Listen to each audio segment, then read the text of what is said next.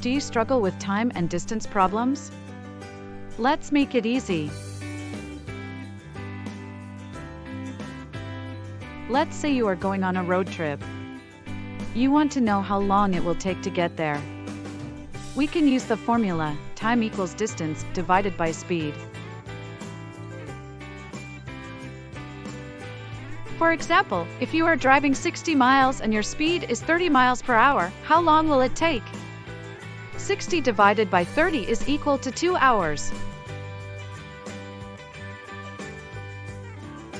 Let's try another example. You want to know the distance between your school and your friend's house. We can use the formula, distance equals speed x time. For example, if you walk at 3 miles per hour and it takes you 20 minutes, how far did you go? 3x, 20 divided by 60, equals 1 mile. See, it's not that hard. With practice, you can solve any time and distance problem. Have fun with it!